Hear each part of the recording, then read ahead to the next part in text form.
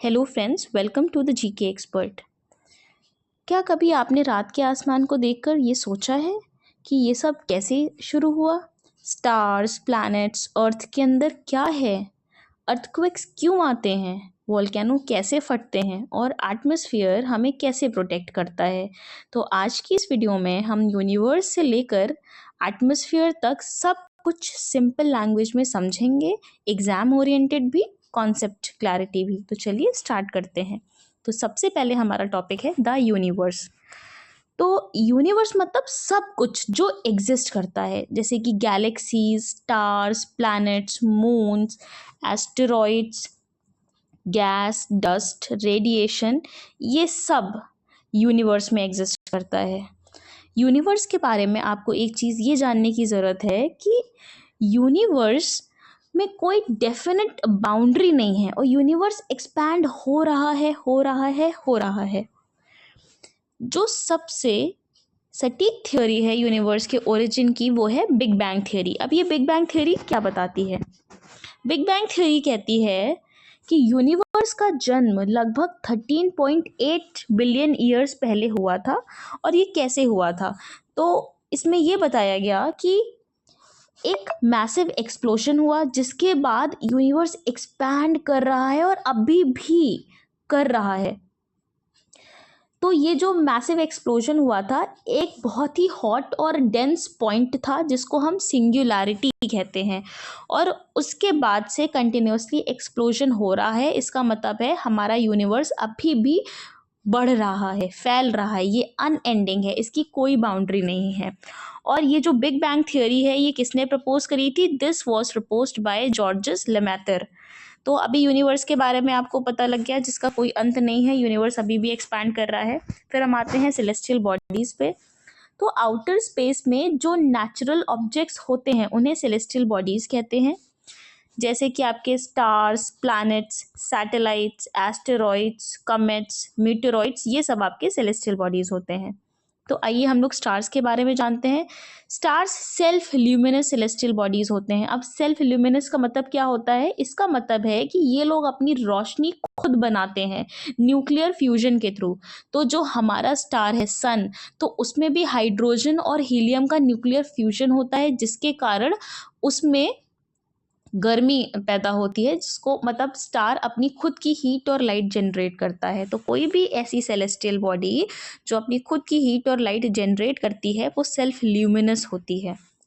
और ये किससे बनी होती हैं? Stars are made up of hot gases like hydrogen and helium, और ये अपनी खुद की एनर्जी प्रोड्यूस करते हैं किसके थ्रू? न्यूक्लियर फ्यूजन के थ्रू। जैसे कि हमारा सन, ये एक स्टार है।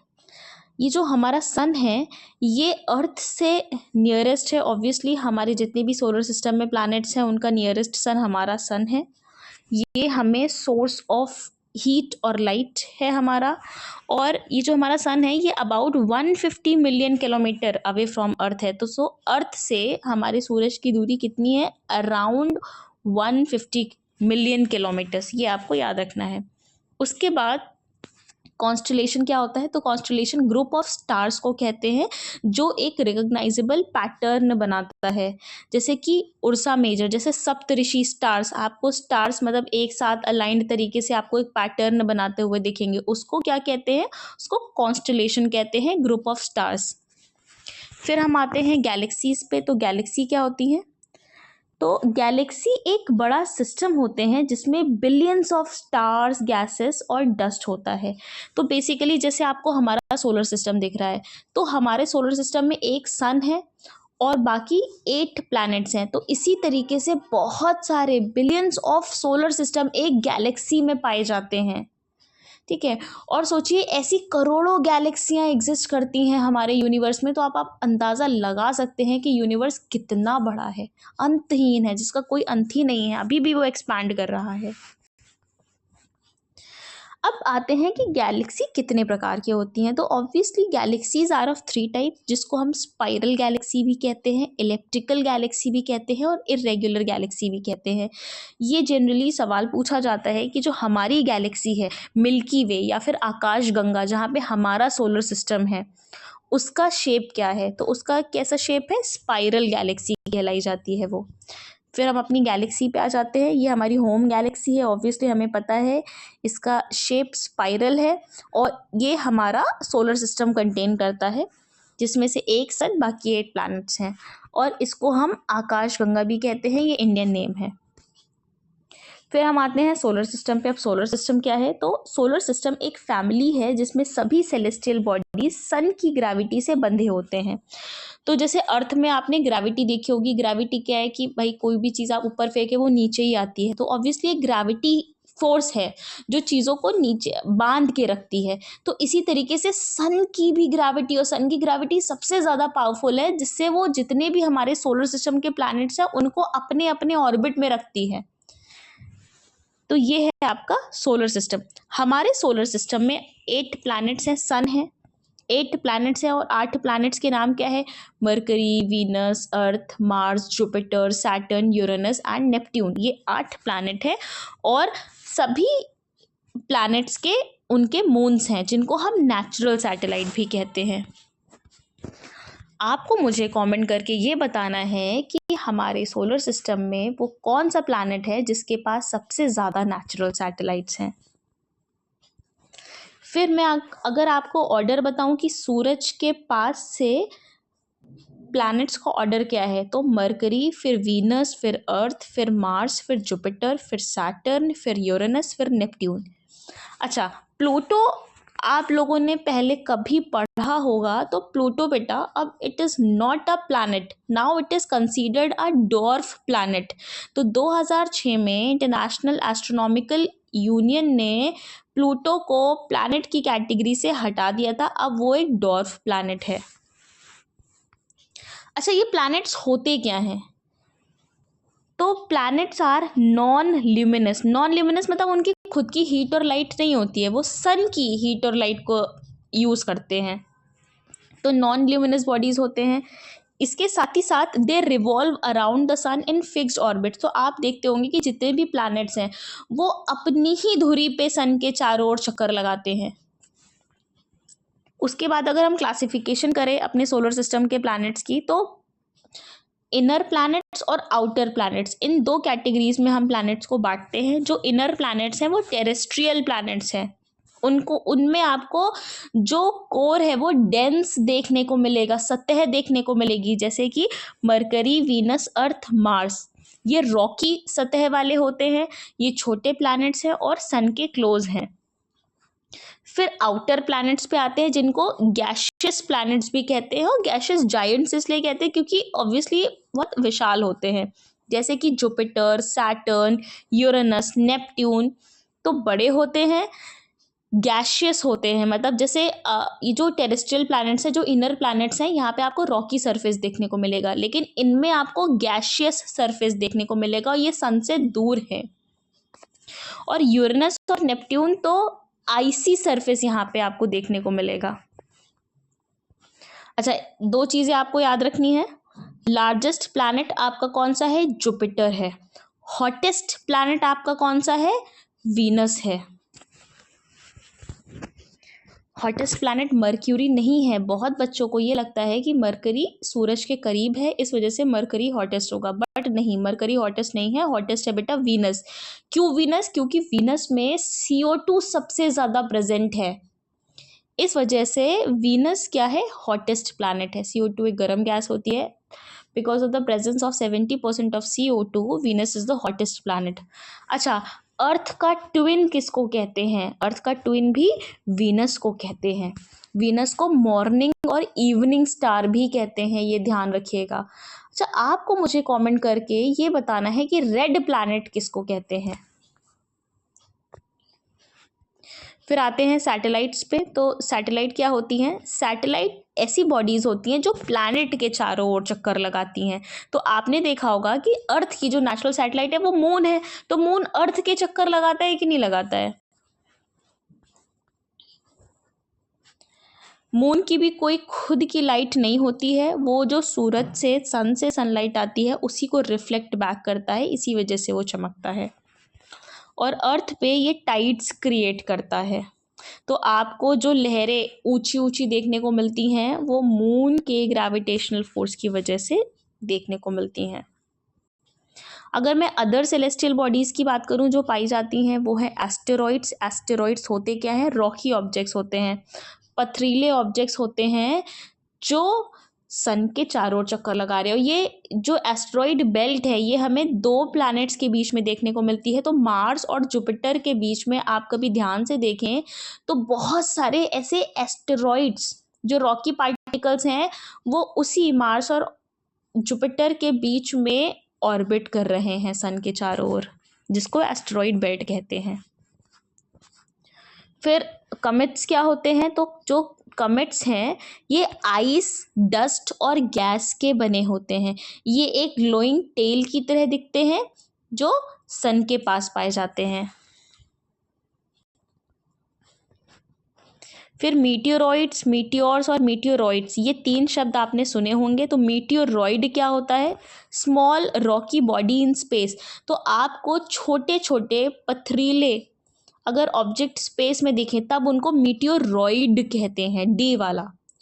फिर यही पथरीले ऑब्जेक्ट जब अर्थ के अंदर एंटर करते हैं और वो जब हवा में ही बर्न हो जाते हैं, क्योंकि बहुत तेज़ी से आ रहे होते हैं, और जब तेज़ी से आते हैं तो ऑब्वियसली वहाँ पे वो बर्न हो जाते हैं फ्रिक्शन के थ्रू। तो उन बर्निंग मीटियोरॉइड को हम कहते हैं ना, देखो टूटता तारा, तो वो टूटता तारा नहीं पता, शूटिंग स्टार जो होता है वो बेसिकली मीटियोर बर्निंग होती है, उन्हें मीटियोर कहते हैं। और जब यही मीटियोर्स बर्न ना हो करके अर्थ के सरफेस पे गिर जाते तब इनको मीटियोरॉइड कहते हैं। तो ये चीज़ आपको ध्यान रखनी है। तो कुछ वन लाइनर्स आपको यहाँ पे एग्जाम के पर्सपेक्टिव से बहुत इंपॉर्टेंट है जो ध्यान रखना है। पहला तो यूनिवर्स इज एक्सपैंडिंग, ये किसने बताया था? ये हबल्स लॉ ने बताया था।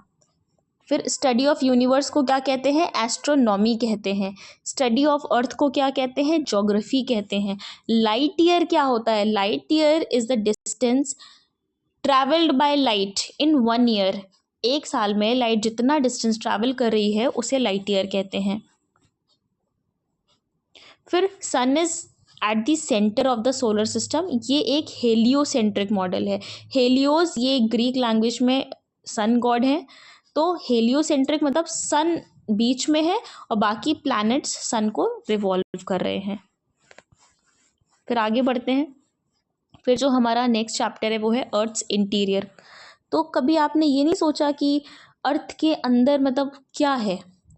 तो अब हमें कैसे पता लगा अर्थ के अंदर क्या है? तो अर्थ के अंदर डायरेक्टली जाना पॉसिबल नहीं है ऑब्वियसली, इसीलिए साइंटिस्ट इनडायरेक्ट मेथड्स का यूज़ करते हैं अर्थ के इंटीरियर को जानने के लिए। अब ये जो अर्थ का इंटीरियर है ये 3 लेयर्स में डिवाइडेड है, जिसको क्रस्ट, मैंटल और कोर कहते हैं। तो मैंने आपको बताया अभी कि हमने इनडायरेक्ट सोर्सेज से जाना और कुछ डायरेक्ट सोर्स है उनके बारे में भी हम लोग अर्थ के बारे में जानते हैं उनके थ्रू। जो कुछ डायरेक्ट सोर्स हैं वो है पहला माइनिंग।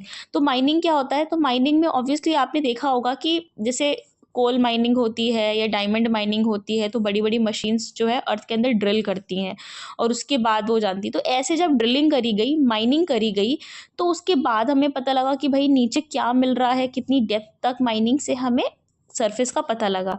इसी तरीके से जो ड्रिलिंग प्रोजेक्ट्स होते हैं जैसे ऑयल और गैस, जब इनके लिए ड्रिलिंग करी जाती है तो उसके बाद भी हमें पता लगा कि भाई अर्थ के सरफेस के अंदर क्या है। फिर आपने देखा होगा कि वोल्केनिक इरप्शन होता है, तो जब ज्वालामुखी फटता है तो अंदर से क्या क्या चीज़ें निकल रही हैं उससे भी जो है हमें आइडिया होता है कि अर्थ के अंदर क्या होगा। कुछ जो इनडायरेक्ट सोर्सेस हैं जो डायरेक्टली नहीं की जा सकती, इनडायरेक्टली हमें पता लगता है, वो सीस्मिक वेव्स हैं। सीस्मिक वेव्स क्या होता है? तो जब भी अर्थक्वेक आते हैं तो भाई अर्थक्वेक जब आया तो उसके पास क्या निकल रहा है? उसमें वेव्स निकल रहा है। तो उन वेव्स से हमें पता लगा कि भाई अर्थ के अंदर कैसे कैसे मतलब जो फॉर्म है चीज़ों का वो लिक्विड हो सकता है या सॉलिड हो सकता है, तो कैसा है ये चीज़ पता लगी। मैग्नेटिक फील्ड से पता लगी कि भाई अंदर मेटल कौन से पाए जा रहे हैं। तो इन सारी चीज़ों से हम लोगों को अर्थ के इंटीरियर के बारे में पता लगता है। तो जो हमारा अर्थ का अर्थ है वो 3 लेयर्स में डिवाइडेड है, जिनको हम क्रस्ट कहते हैं, मैंटल कहते हैं और कोर कहते हैं।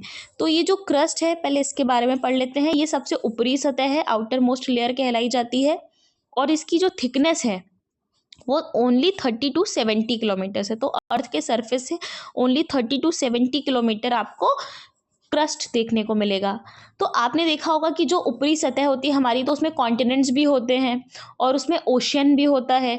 तो ओशियन का जो क्रस्ट है, जब ओशियन में आप कभी देखो तो पानी के नीचे डेप्थ पे जो सी बेड होता है, तो वो है ओशियानिक क्रस्ट। वो केवल 5 से 10 किलोमीटर आपका थिक होता है। लेकिन कॉन्टिनेंटल क्रस्ट तो ऑब्वियसली जो सी लेवल, जहाँ पे वाटर का लेवल सबसे ऊंचा है, वहां से मापा जाएगा, तो इसीलिए वो 30 to 70 किलोमीटर्स होता है। तो कॉन्टिनेंटल क्रस्ट ज़्यादा थिक होता है, ओशियानिक क्रस्ट ज़्यादा थिक नहीं होता है। अगर मैं कॉम्पोजिशन की बात करूं, तो जो आपका कॉन्टिनेंटल क्रस्ट है बेटा, ये दो एलिमेंट से बना हुआ है, सिलिका और एल्यूमिनियम, जिसको सियाल कहते हैं। और जो हमारा ओशियानिक क्रस्ट है, जो ओशन में जो सी बेड है, बेसिकली ओशन के नीचे जो आपको सतह मिलेगी, वो सिलिका और मैग्नीशियम से बनी है, जिसको सीमा कहते हैं। तो ये चीज़ आपको ध्यान रखना है, जो कॉन्टिनेंटल वाला है वो सियाल है, जो ओशियानिक वाला है वो सीमा है। अगर मैं टेम्परेचर की बात करूँ, तो ऑब्वियसली टेम्परेचर लो रहता है। फिर आते हैं हम मैंटल पे। तो क्रस्ट की सतह के बाद आपको मैंटल की सतह मिलेगी। मैंटल कितना थिक होता है? 2900 किलोमीटर, 2900 किलोमीटर थिक होता है। इसमें क्या पाया जाता है सबसे ज़्यादा?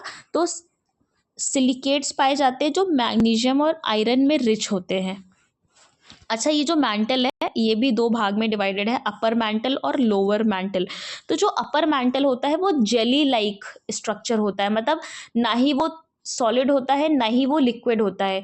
तो वो मोल्टन जो रॉक्स हैं, मतलब इतना ज़्यादा अंदर हीट है, तो जो रॉक्स हैं वो पिघलने लगते हैं। तो मोल्टन रॉक्स आपको वहाँ पे देखने को मिलेंगे, जो एक जेली लाइक स्ट्रक्चर बना लेता है, और उसको एस्थेनोस्फीयर कहते हैं। एस्थेनोस्फीयर ये मोल्टन फॉर्मेट होता है, पूरी तरीके से पिघला नहीं होता, सेमी मोल्टन होता है, जेली लाइक स्ट्रक्चर। और ये जो आपको प्लेट का मूवमेंट देखने को मिलता है ना, वो यहीं पे देखने को मिलता है। टेम्परेचर ऑब्वियसली बहुत ज़्यादा होता है। इसका इंपॉर्टेंस क्या है? Source of magma. तो आपने जो वोल्केनिक इरप्शन देखा है, तो आप क्या देखते हो वोल्केनिक इरप्शन में? अंदर से मैग्मा निकल रहा है, जो बाहर आते आते वो लावा कहलाता है। तो वो जो मैग्मा है वो एस्थेनोस्फीयर से आता है। और उसी में ही जब प्लेट्स आपस में अगर कुछ भी टकराएंगी, तो टेक्टोनिक एक्टिविटी होती है, वेव्स जनरेट होती है, जिससे हमें अर्थक्वेक देखने को मिलता है। तो ये सब इस सतह में हो रहा है। फिर हम आते हैं कोर पे। कोर सबसे अंदर वाली लेयर होती है, जिसकी जो थिकनेस है वो 3500 किलोमीटर के करीब है। तो आप सोच सकते हैं जो कोर का कॉम्पोजिशन है, उसमें सबसे ज़्यादा कौन से मेटल पाया जाता है? तो निकल और आयरन पाया जाता है, जिसको निफे लेयर भी कहते हैं। जो कोर है बेटा, वो हमारा दो पार्ट्स में डिवाइडेड है।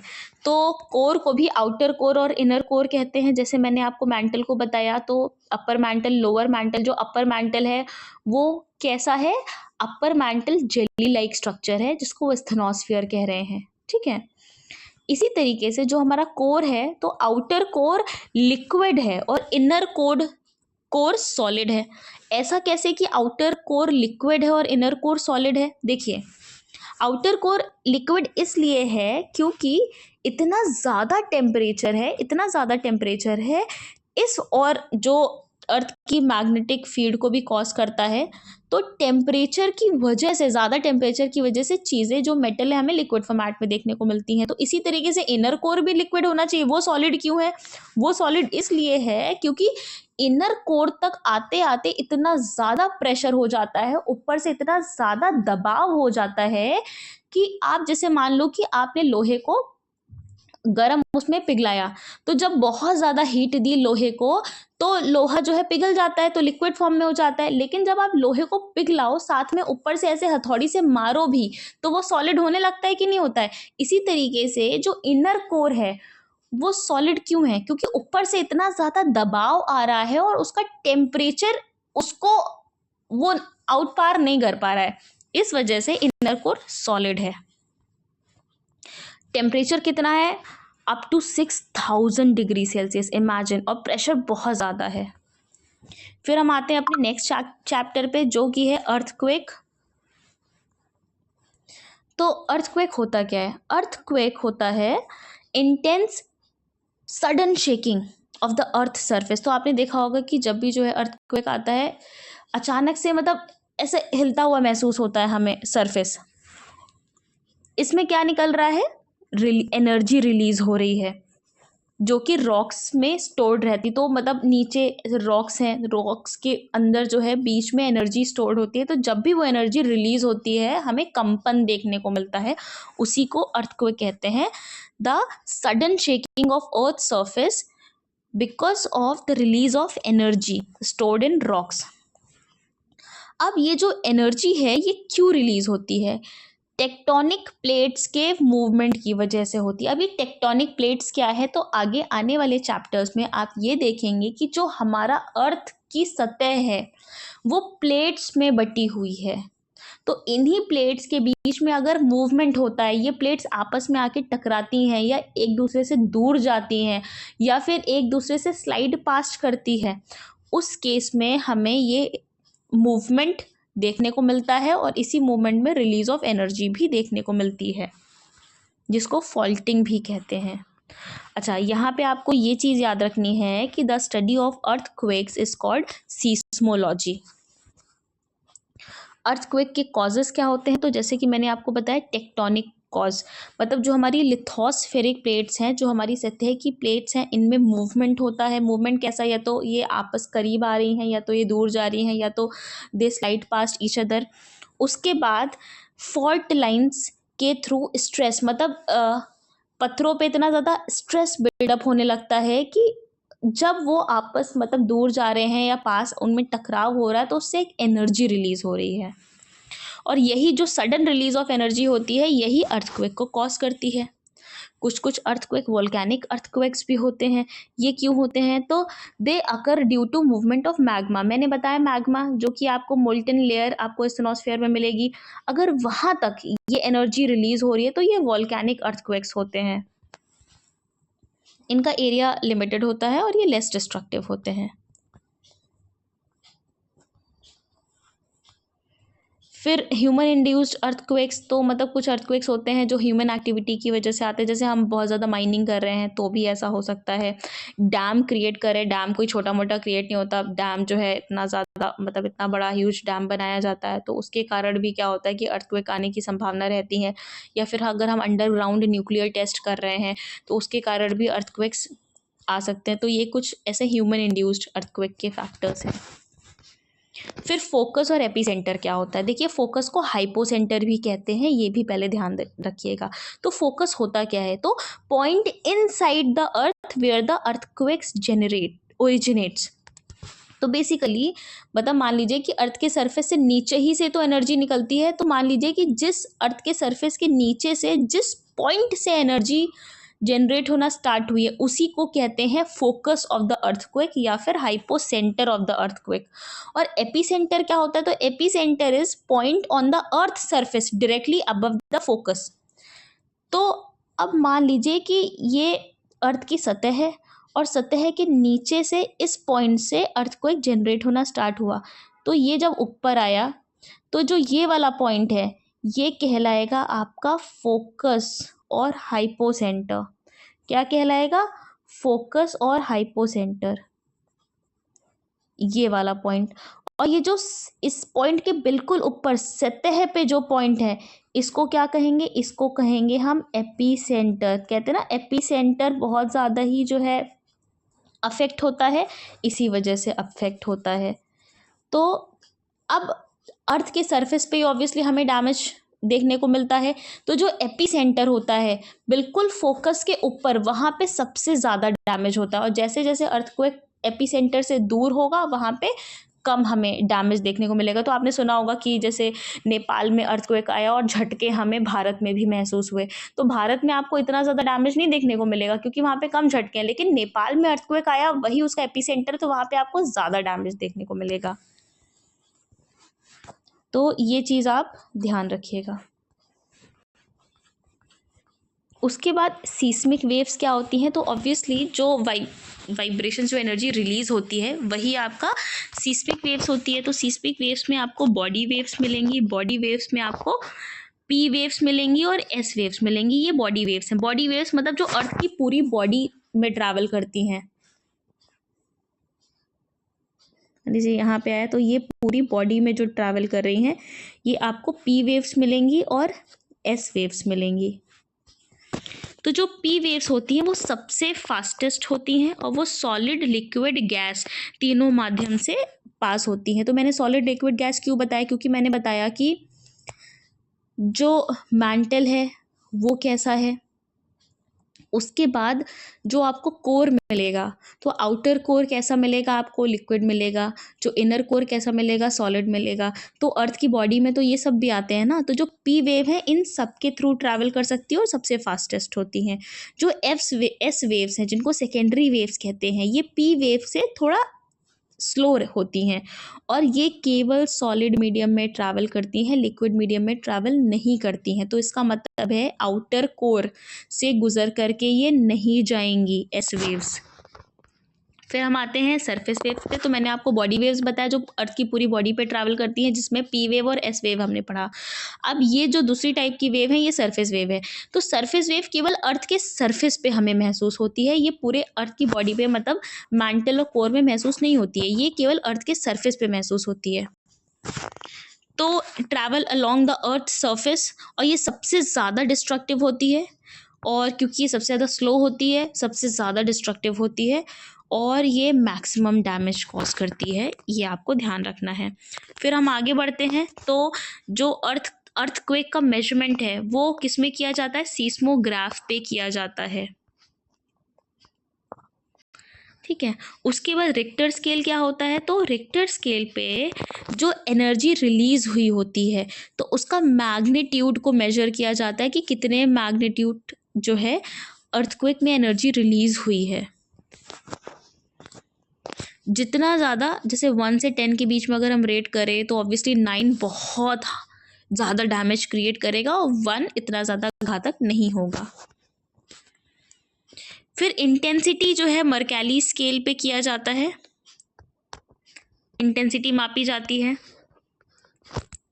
फिर यहाँ पे कुछ अर्थक्वेक बेल्ट्स लिखी हुई हैं।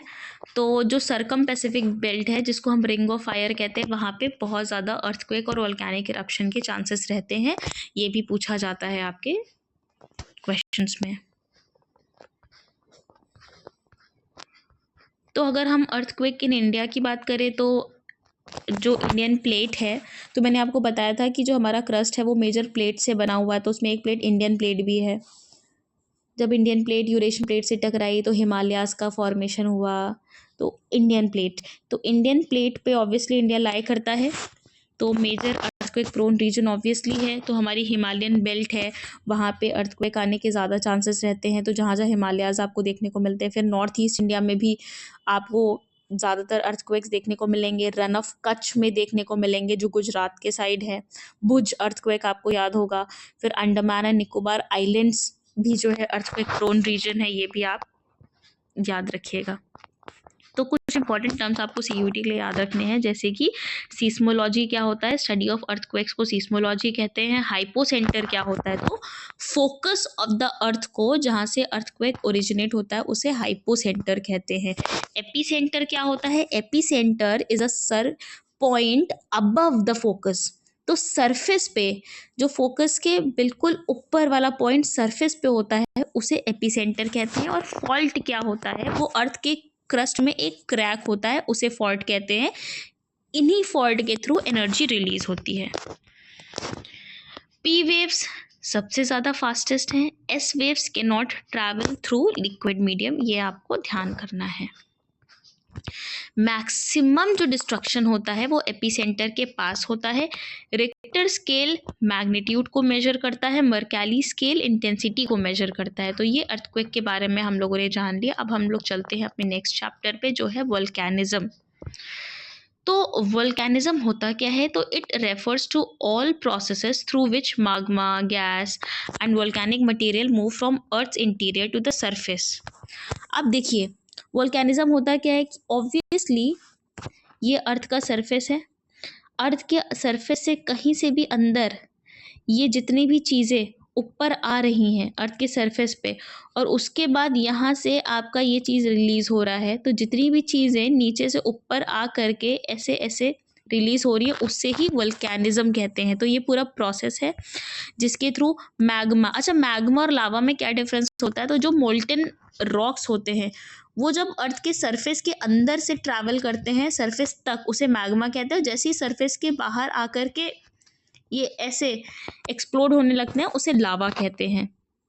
तो मैग्मा हो गया, गैसेस हो गई, वोल्केनिक मटेरियल जो अर्थ के इंटीरियर से सरफेस पे आता है और सॉलिडिफाई हो जाता है, या फिर कभी कभी जो हमारा अर्थ का क्रस्ट है उसके अंदर भी सॉलिडिफाई हो जाता है, तो इसे आप वोल्केनिज्म कहते हैं। तो मैग्मा क्या होता है, मोल्टन रॉक्स इनसाइड द अर्थ, जो मैंने आपको बताया। लावा क्या होता है, magma that reaches the surface, उसे लावा कहते हैं। और वोल्केनो क्या होता है, एन ओपनिंग और वेंट, एक ओपनिंग जहाँ से ये सारी चीज़ें निकलती हैं।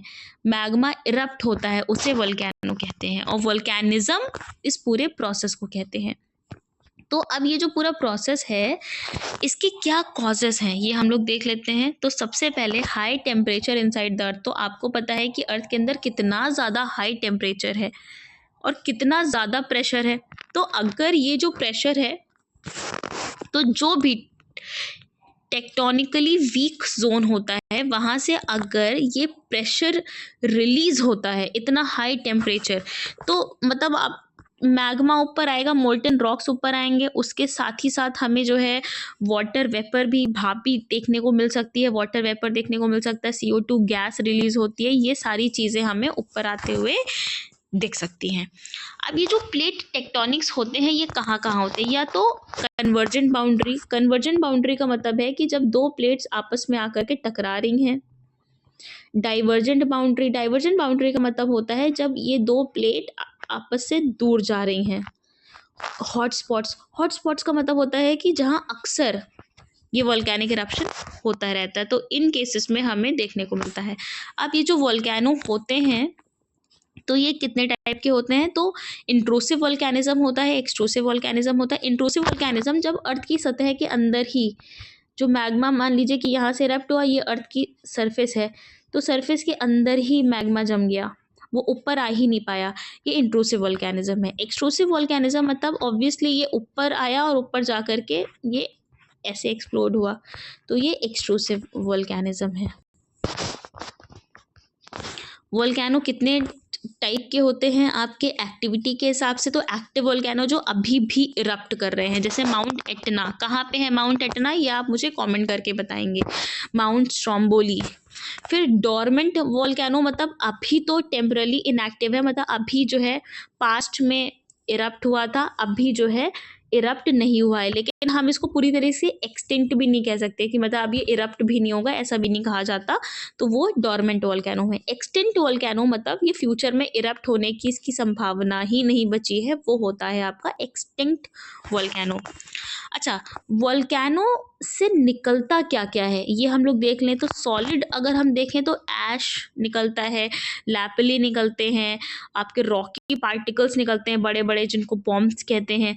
लिक्विड में ऑब्वियसली लावा निकलता है। अगर मैं गैस की बात करूँ तो हम लोगों ने वाटर वेपर पढ़ा था, स्टीम निकलती है, CO2 गैस निकलती है, सल्फर डाइऑक्साइड निकलती है, तो ये मटेरियल्स निकलते हैं। अगर मैं बात करूँ कि वोल्केनोज भी कहाँ कहाँ डिस्ट्रीब्यूट है, मतलब सबसे ज़्यादा वोल्केनो कहाँ आते हैं, तो ऑब्वियसली पैसिफिक बेल्ट, जिसको रिंग ऑफ फायर कहते हैं, 70% वोल्केनो आते हैं। तो हमने अर्थक्वेक में भी देखा और वोल्केनो में भी देखा कि दोनों ही सबसे ज़्यादा आने की संभावना कहाँ है, सरकम पैसिफिक बेल्ट, जिसको रिंग ऑफ फायर भी कहते हैं। तो आपको ये रिंग ऑफ फायर कहाँ मिलेगा, तो जापान, ये मान लीजिए कि यहाँ पे जापान है, तो जापान के इस साइड, और यहाँ मान लीजिए कि अमेरिका है, तो अमेरिका के इस साइड, तो ये जो सरकम पैसिफिक बेल्ट है आपको यहाँ पे रिंग ऑफ फायर देखने को मिलेगा, और यहाँ पे सबसे ज़्यादा वोल्केनिक इरप्शन भी होता है और सबसे ज़्यादा वोल्केनोज भी आते हैं। वोल्केनोज का इफेक्ट देखें तो पॉजिटिव इफेक्ट क्या है, नेगेटिव इफेक्ट क्या है। पॉजिटिव इफेक्ट देखें तो जो भी ऐश अंदर से निकलता है वो बहुत ही फर्टाइल सॉइल होता है, तो जो लावा निकल करके जम जाता है बहुत ही फर्टाइल होता है। और साथ ही साथ जियोथर्मल एनर्जी निकलती है अंदर से मिनरल्स निकलते हैं। और जहाँ जहाँ वॉल्केनिक इरप्शन होता है नया लैंड बनता जाता है, क्योंकि ऑब्वियसली जो लावा जम रहा है तो वो नई सतह बना रहा है, नया लैंड बना रहा है कि नहीं बना रहा है। और अगर हम नेगेटिव इफेक्ट देखें तो ऑब्वियसली लॉस ऑफ लाइफ होता है, लोगों की जान जाती है, प्रॉपर्टी जो है लोगों की खराब होती है, क्लाइमेट चेंज होता है। ऑब्वियसली अंदर से जो वोल्केनिक ऐश निकल रहा है, गैसेस निकल रही हैं, हार्मफुल है, CO2 निकल रही है, हार्मफुल है, तो क्लाइमेट चेंज में भी ये योगदान करता है। लावा डिस्ट्रक्शन होता है ऑब्वियसली, और एयर एंड वाटर पोल्यूशन होता है। तो हम लोगों ने वोल्केनिज्म का चैप्टर भी देख लिया है। अब हम आगे बढ़ते हैं, आगे आते हैं रॉक साइकिल पे। तो रॉक साइकिल भी एक इम्पॉर्टेंट चैप्टर है आपके वर्ल्ड ज्योग्राफी का। तो रॉक साइकिल का मतलब क्या होता है? तो ये एक ऐसा प्रोसेस है जिसमें हम देखते हैं कि रॉक्स कैसे बनते हैं, कैसे ट्रांसफॉर्म होते हैं और कैसे डिस्ट्रॉय होते हैं और फिर कैसे बनते हैं। तो ये रॉक साइकिल है। फिर अगर हम मेन टाइप्स ऑफ रॉक्स की बात करें तो बेसिकली 3 प्रकार के रॉक्स होते हैं, जैसे कि इग्नियस रॉक्स, मेटामॉर्फिक रॉक और सेडिमेंट्री रॉक। जो इग्नियस रॉक्स होते हैं ये किससे बनते हैं? मैग्मा और लावा की कूलिंग और सॉलिडिफिकेशन से बनते हैं। तो मैंने क्या बताया, जैसे कि वोल्केनिक इरप्शन हो रहा है तो वॉल्केनिक इरप्शन से अंदर से क्या निकल रहा है? अंदर से मैग्मा निकल रहा है। और ये मैग्मा जब सरफेस पे आया तो लावा बन करके ये जम रहा है कि नहीं बन रहा है? ये ऐसे ऐसे जमता जा रहा है, जमता जा रहा है। जब जम जाएगा तो ये ऑब्वियसली ठोस हो जाएगा, सॉलिडिफाई हो जाएगा, और उसके बाद जो रॉक्स बनेंगे उसे इग्नियस रॉक्स कहते हैं। क्या कहते हैं? Igneous rocks. ये प्राइमरी रॉक्स होते हैं, मतलब ऑब्वियसली सीधा लावा के बाद ये पहला जो रॉक बना ये फर्स्ट फॉर्म्ड रॉक्स होते हैं, जिन्हें इग्नियस रॉक्स कहते हैं। ये इग्नियस अगर बाहर बन रहा है तो बसॉल्ट और ऑब्सीडियन रॉक देखने को मिलता है। इंट्रूसिव अगर अंदर अर्थ के सरफेस के अंदर बन रहा है तो ग्रेनाइट और डायोराइट कहते हैं। फिर आते हैं सेडिमेंट्री रॉक पे। सेडिमेंट्री रॉक कैसे बनता है? तो sedimentary rocks are formed by deposition, compaction and cementation of sediments. तो किसी भी आपके नेचुरल और ह्यूमन एक्टिविटी के द्वारा कभी भी जो प्राइमरी रॉक्स होते हैं तो वो अगर डिसइंटीग्रेट होते जाते हैं, टूटते जाते हैं, और किसी भी जैसे विंड के कारण या वाटर के कारण अगर ये बह करके कहीं डिपॉजिट होते रहते हैं तो इन्हीं डिपोजिशन की वजह से, कॉम्पैक्शन की वजह से, सीमेंटेशन की वजह से सेडिमेंट्री रॉक्स कहलाते हैं। और ये सेकेंडरी रॉक होते हैं क्योंकि ओरिजिनली नहीं बन रहे हैं, किसी एक ओरिजिनल रॉक के सेडिमेंटेशन के बाद ये बन रहे हैं, तो ये सेकेंडरी रॉक्स हुए। ये 3 टाइप से फॉर्म्ड होते हैं, मैकेनिकली फॉर्म्ड होते हैं, ऑर्गेनिकली फॉर्म्ड होते हैं और केमिकली फॉर्म्ड होते हैं। तो मैकेनिकली फॉर्म्ड सैंडस्टोन हो गया आपका, ऑर्गेनिकली फॉर्म्ड लाइमस्टोन हो गया, और केमिकली फॉर्म्ड रॉक सॉल्ट। तो काला नमक जो रॉक सॉल्ट है वो केमिकली फॉर्म्ड सेडिमेंट्री रॉक है। तो सेडिमेंट्री रॉक ऑब्वियसली सेडिमेंटेशन से बने हैं, तो आप देखोगे कि मतलब जो सेडिमेंट्री रॉक्स होते हैं वो अगर आप उनको जो है उस पर कोई भारी चीज़ मारो तो वो जल्दी डिसइंटीग्रेट हो जाते हैं, क्यों? ऑब्वियसली सेडिमेंट से बने होते हैं। फिर हम आते हैं मेटामॉर्फिक रॉक पे। मेटामॉर्फिक रॉक क्या होते हैं? तो ये ऐसे रॉक्स होते हैं जो बहुत ही ज़्यादा हीट और प्रेशर के कारण अपना फॉर्म चेंज कर लेते हैं, तो उन्हें मेटामॉर्फिक रॉक कहते हैं। तो चाहे इग्नियस रॉक हो तो इग्नियस रॉक पे बहुत ज़्यादा प्रेशर डालो, बहुत ज़्यादा हीट दो, तो उसके बाद वो अपना फॉर्म चेंज करके मेटामॉर्फिक बन जाएगा। या फिर सेडिमेंट्री रॉक्स पे भी अगर आप बहुत ज़्यादा हीट दो, बहुत ज़्यादा प्रेशर डालो, तो वो भी अपना फॉर्म चेंज कर देंगे और मेटामॉर्फिक रॉक बना देंगे। तो मेटामॉर्फिक रॉक भी आपका सेकेंडरी रॉक है। जैसे कि आपको मार्बल जो मिलेगा तो मार्बल मेटामॉर्फिक रॉक है। स्लेट, नीज, ये मेटामॉर्फिक रॉक है।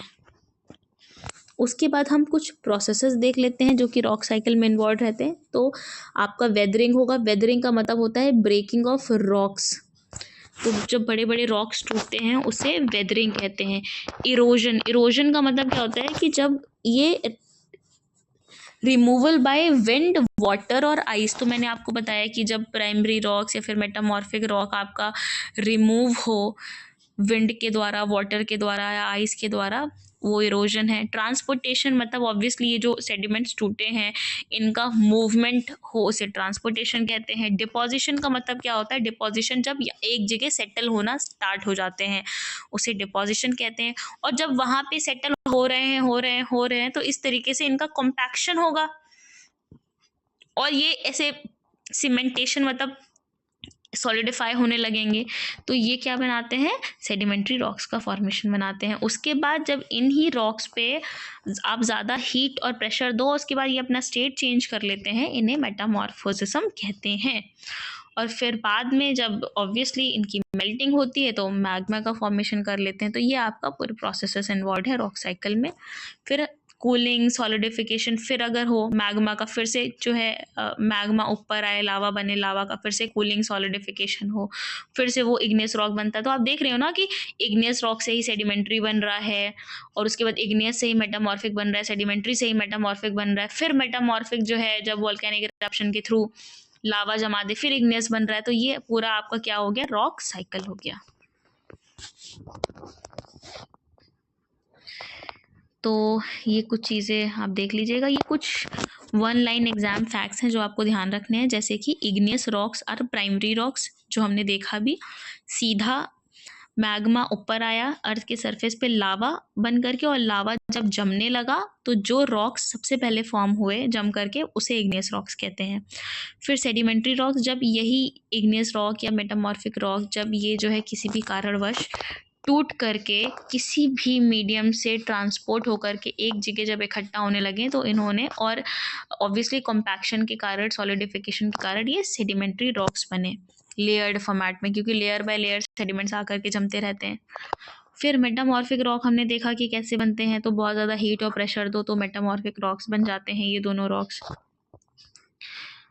मेटामॉर्फिक रॉक्स में आपको फोलिएशन देखने को मिलेगा, ऐसे बैंड्स देखने को मिलेंगे, ऐसे बैंड्स देखने को मिलेंगे, क्योंकि हीट और प्रेशर के कारण जो है यहाँ पे ऐसे बैंड्स देखने को मिल सकते हैं आपको रॉक्स में। रॉक साइकिल का कोई डेफिनेट स्टार्ट और एंड नहीं होता है, ये भी आपको याद रखना है। फिर हम चलते हैं हमारे एटमॉस्फेयर चैप्टर की तरफ। तो एटमॉस्फेयर होता क्या है, तो बेसिकली ये एक ब्लैंकेट है जो आपको गैसेस देखने को मिलेंगी इसमें, और यही अर्थ को सराउंड करता है और ये ग्रेविटी के द्वारा बंधा हुआ है। तो आप देख रहे हो कि आप जो है आसमान में देखो आपको एटमॉस्फेयर दिखेगा। इन एटमॉस्फेयर में क्या है, ये एक ब्लैंकेट ऑफ गैसेस है जो अर्थ को जिसने सराउंड कर रखा है। और ये एटमॉस्फेयर आपको ऐसे बंधा हुआ क्यों दिख रहा है, क्योंकि ग्रेविटी की फोर्स से बंधा हुआ है, वरना एटमॉस्फेयर टिक ही ना पाए अगर ग्रेविटी ना हो तो वो गैसेस और ऊपर चली जाएं। लेकिन ग्रेविटी के द्वारा ये हमें देखने को मिल रहा है कि हाँ एटमॉस्फेयर टिका हुआ है। ये कहाँ से कहाँ तक है, अर्थ के सरफेस से ऊपर 1000 किलोमीटर तक आपको देखने को मिलता है। ऑब्वियसली लाइफ को प्रोटेक्ट करता है, वेदर को कंट्रोल करता है, क्लाइमेट को कंट्रोल करता है। हम कॉम्पोजिशन देख लेते हैं कि भाई जो हमारे एटमॉस्फेयर हैं उसमें गैसेस, सबसे ज़्यादा गैस कौन सी है, तो ऑब्वियसली नाइट्रोजन गैस सबसे ज़्यादा है। फिर हमें ऑक्सीजन देखने को मिलती है, फिर आर्गन, फिर कार्बन डाइऑक्साइड, फिर अदर जिसमें नियॉन, हीलियम, मीथेन। तो आपको मैं एक शॉर्ट ट्रिक बता रही हूँ, तो अगर बात आए कॉम्पोजिशन की कि सबसे ज़्यादा गैस कौन सी है, तो नो एसी याद रखिएगा, नो एसी। एन से नाइट्रोजन 78% है, फिर ओ से ऑक्सीजन, ऑक्सीजन कितना है, ऑक्सीजन 21% है, फिर है आर्गन, आर्गन कितना है 0.9%, और फिर आपका कार्बन है, कार्बन डाइऑक्साइड, कार्बन डाइऑक्साइड कितना है 0.04%। सोचिए कार्बन डाइऑक्साइड 0.04% है, और इतना होने के बावजूद भी सोचिए कितना क्लाइमेट चेंज, कितनी गर्मी क्रिएट करता है CO2 और अदर्स। इनके साथ ही साथ आपको वाटर वेपर भी देखने को मिलते हैं, डस्ट पार्टिकल्स भी देखने को मिलते हैं एटमॉस्फेयर में। ऑक्सीजन रेस्पिरेशन के लिए, सांस लेने के लिए बहुत ज़्यादा इंपॉर्टेंट है, और कार्बन डाइऑक्साइड फोटोसिंथेसिस के लिए, ग्रीन हाउस इफेक्ट के लिए बहुत ज़्यादा इंपॉर्टेंट है। तो फोटोसिंथेसिस मैंने आपको बताया, फोटोसिंथेसिस जिससे plants make their own food by photosynthesis in the presence of sunlight and water. तो CO2 के लिए इम्पॉर्टेंट है फोटोसिंथेसिस के लिए। ग्रीन हाउस इफेक्ट के लिए भी CO2 रिस्पॉन्सिबल है। वाटर वेपर क्यों रेलेवेंट है? क्लाउड्स के फॉर्मेशन के लिए, रेन के लिए वाटर वेपर इम्पॉर्टेंट है। डस्ट पार्टिकल्स आपके कंडेंसेशन न्यूक्लियाई हैं। अगर मैं स्ट्रक्चर और लेयर ऑफ एटमॉस्फेयर की बात करूं तो आपका सतह से लेकर के ऊपर तक आपको ट्रोपोस्फियर मिलेगा, स्ट्रेटोस्फियर मिलेगा, मेसोस्फियर मिलेगा, आइनोस्फियर मिलेगा। इस तरीके से ऐसे ये जा रहा है। तो ट्रोपोस्फियर लोवेस्ट लेयर रहती है। आपके पोल्स में ये 8 किलोमीटर तक रहती है और इक्वेटर में 18 किलोमीटर तक रहती है। जितने भी वेदर फिनोमेना हैं, आपका बारिश हो रही है, क्लाउड का फॉर्मेशन हो रहा है, हेल स्टॉर्म ओले गिर रहे हैं, जितना भी है सब इस लेयर में होता है, ट्रोपोस्फियर में। तो आपके एग्जाम से पूछा जाता है कि जो ऑल वेदर फिनोमेना है वो किस लेयर ऑफ एटमॉस्फेयर में होता है? वो ट्रोपोस्फियर में होता है। और जैसे जैसे आपकी हाइट बढ़ती जाती है वैसे वैसे टेम्परेचर घटता जाता है, तब ठंड होती जाती है। ऊपर जाते जाओ तो टेम्परेचर घटेगा, ठंड मिलेगी।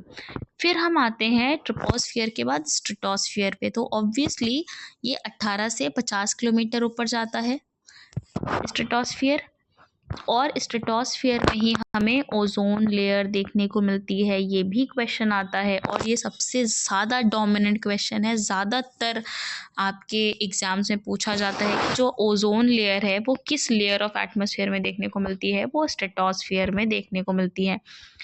स्ट्रेटोस्फियर का एक खास चीज़ ये है कि जैसे जैसे स्ट्रेटोस्फियर में आप ऊपर जाओगे वैसे वैसे टेम्परेचर बढ़ेगा हाइट के साथ, मतलब टेम्परेचर गर्म होगा। क्यों? क्योंकि ओजोन लेयर है।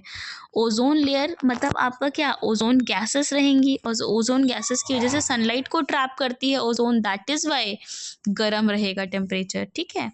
और ये जो स्ट्रेटोस्फियर है भाई, ये जेट एयरक्राफ्ट उड़ाने के लिए बहुत ही आइडियल सिचुएशन, क्योंकि यहाँ पे कोई वेदर फिनोमेना नहीं होता है, बिल्कुल क्लियर रहता है आपका उस टाइम पे एटमॉस्फेयर, तो जेट एयरक्राफ्ट उड़ाने में बहुत ज़्यादा ही हेल्पफुल होता है। फिर आता है आपका मेसोस्फियर। मेसोस्फियर आपका 50 किलोमीटर से 80 किलोमीटर तक एक्सटेंड करता है। ये सबसे कोल्डेस्ट लेयर है, सबसे ज़्यादा ठंड लेयर है मेसोस्फियर। मेसोस्फियर इसलिए कहते हैं क्योंकि मीटियोर्स की बर्निंग होती है इस लेयर में। फिर आता है थर्मोस्फियर, जिसको आयनोस्फियर भी कहते हैं। ये 80 किलोमीटर से 400 किलोमीटर तक एक्सटेंड करती है। वेरी हाई टेम्परेचर यहाँ पे होता है। फिर से यहाँ पे गर्म टेम्परेचर हो रहा है, क्यों? क्योंकि आपका यहाँ पे रेडियो वेव्स की वजह से, और जो हमारा रेडियो कम्युनिकेशन पॉसिबल है वो इसी लेयर की वजह से पॉसिबल है, क्योंकि ये रेडियो वेव्स को रिफ्लेक्ट बैक करता है, जिससे कम्युनिकेशन पॉसिबल हो पाता है। फिर आता है आपका एग्जॉस्फियर। एग्जॉस्फियर आपका आउटर मोस्ट लेयर होता है। ये बहुत ही थिन एयर की लेयर है, यहाँ पे बहुत ही थिन एयर होती है और इस लेयर में ज़्यादातर सैटेलाइट्स ऑर्बिट करती हैं। उसके बाद मैं बात करूँ कि what are the factors affecting temperature. तो हमारे जो अर्थ का टेम्परेचर है एटमॉस्फेयर से, तो कौन कौन से फैक्टर्स हैं जो टेम्परेचर को अफेक्ट करते हैं? तो उसमें आएगा लैटिट्यूड। लैटिट्यूड क्या होता है? तो these horizontal lines are latitude. तो लैटिट्यूड इफेक्ट करता है कि भाई टेम्परेचर कितना होने वाला है। फिर ऑल्टीट्यूड, ऊंचाई भी जो है आपका, ऊंचाई मतलब समुद्र के पास है या समुद्र तल से ऊपर है, ये भी एक फैक्टर प्ले करता है आपके टेम्परेचर के लिए। समुद्र से कितना दूर है ये भी एक फैक्टर है। ओशन करंट्स जो है इनकी वजह से भी टेम्परेचर डिटरमिन होता है। भाई बदली है कि नहीं है, तो ये भी टेम्परेचर को डिटरमाइन करता है। हवा चल रही है कि नहीं चल रही, तो ये कुछ ऐसे फैक्टर्स हैं जो बताते हैं कि टेम्परेचर उस जगह का कैसा होना चाहिए। फिर कुछ इंपॉर्टेंट टर्म्स हैं जो कि आपको याद करने चाहिए। पहला है इंसुलेशन। इंसुलेशन का मतलब है इनकमिंग सोलार रेडिएशन। तो जो सूर्य की किरणें अर्थ के सरफेस पे आ रही हैं एटमॉस्फेयर से, इसे इंसुलेशन कहते हैं। फिर अल्बीडो किसे कहते हैं? तो अल्बीडो का मतलब है कि जो सोलार रेडिएशन अर्थ के सरफेस पे आ रही हैं, जस्ट तो जो सोलार रेडिएशन अर्थ के सरफेस पे आ रही हैं वो अर्थ के सरफेस से रिफ्लेक्ट बैक हो करके फिर से स्पेस में जा रही हैं। तो ये रिफ्लेक्शन ऑफ सोलार रेडिएशन को अल्बीडो कहते हैं। फिर लैप्स रेट क्या होता है? लैप्स रेट का मतलब होता है rate of temperature decrease with height. तो आपने देखा होगा जैसे जैसे ऊपर जा रहे हैं टेम्परेचर क्या हो रहा है, टेम्परेचर घट रहा है, मतलब ठंडा हो रहा है, लेकिन कुछ लेयर्स में इसका उल्टा हो रहा है। तो जैसे हमने ट्रोपोस्फियर में देखा, तो ट्रोपोस्फियर में जब ऊपर जाओ तो टेम्परेचर घट रहा है, मतलब ठंडा हो रहा है। फिर हम स्ट्रेटोस्फियर में आते हैं, ये ट्रोपोस्फियर हो गया। फिर हम स्ट्रेटोस्फियर में आते हैं, स्ट्रेटोस्फियर में जैसे जैसे जाओ तो टेम्परेचर बढ़ता है। क्यों बढ़ता है? क्योंकि ओजोन लेयर है जो सनलाइट को ट्रैप करके रखती है, इसलिए टेम्परेचर बढ़ रहा है। फिर मीज़ोस्फीयर आते हैं। मीज़ोस्फीयर में भी क्या है? मीज़ोस्फीयर में टेम्परेचर जैसे जैसे ऊपर जाओ टेम्परेचर क्या हो रहा है? टेम्परेचर घट रहा है, ठंडा है। उसके बाद फिर मीज़ोस्फीयर के बाद यहाँ पे क्या है? आइनोस्फीयर। आइनोस्फीयर यहाँ पे रेडियो वेव्स हैं जो कि गर्म होती है, दैट इज़ वाई फिर से आपको यहाँ पे टेम्परेचर गर्म देखने को मिलेगा कंपैरेटिवली। उसके बाद एग्जॉस्फियर, तो भाई ऑब्वियसली यहाँ पे जो है ठंडा टेम्परेचर देखने को मिलेगा। अब हम एटमॉस्फेरिक प्रेशर की बात कर रहे हैं। तो एटमॉस्फेरिक प्रेशर क्या होता है? It is the force exerted by air on the earth surface. तो हमारे ऊपर जो भी एयर है, ये जो प्रेशर, मतलब ऑब्वियसली ऊपर हमारे कोई भी चीज़ होती है तो दबाव क्रिएट करती है कि नहीं करती है। तो इसी तरीके से जो एयर हमारे ऊपर है, तो वो जो दबाव क्रिएट कर रही है उसे ही एटमॉस्फेरिक प्रेशर कहते हैं।